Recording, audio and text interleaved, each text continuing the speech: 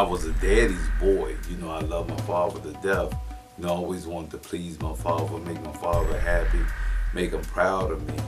And even today, I still remember, and I can hear him 50 years later holding up his hand saying, jab, jab, right cross, jab, jab, right cross, teaching me how to box. He always had me doing a lot of push-ups, and that wound up making me real strong even as a child. So by the time I started boxing, I was naturally a knockout artist. You know, my first 20 fights, I was 20-0 with 20 knockouts as an amateur. And you know, I went on to becoming the #1 ranked amateur in the country, #4 in the world. 138 wins, 12 losses with 116 knockouts. No human being could beat me in the ring. The only person could beat me was me. In 1987, after winning the gold medal in the Olympic Festival, I had to fight a rubber match to qualify me for the 1988 Olympics. And while I was at the Olympic Training Center of Colorado Springs, preparing to fight my rubber match, my daughter died of crib death, you know, and my life just been a downhill spiral, you know, ever since I gave up.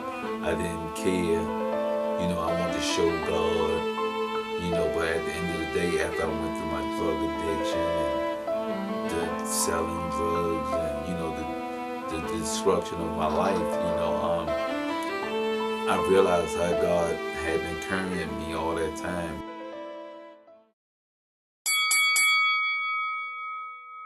When I was in jail, you know, I wanted to do my time. I didn't want my time to do me. So I enrolled in a sober living unit while I was in jail to learn about my drug addiction. You know, started taking a look at myself and being honest with myself and being real with myself, you know, and I learned that I used drugs to cover up a lot of that guilt, that shame, that pain that I had buried deep down inside me. I may never won all them world championships, but I got something that's so much more. The most valuable thing I have is my story. And, you know, so that's what inspired me to write the book. So I can share my story to let people know you can make it through hard times. Keep fighting till you get it right. Life ain't easy. You're gonna get knocked down, but just keep getting up. I got knocked down so many times, I started to stay down. But I got back up, and that was the time I got it right. You know, so don't ever give up on yourself. And believe in yourself when everybody else that gave up on you. And that's what this book is all about.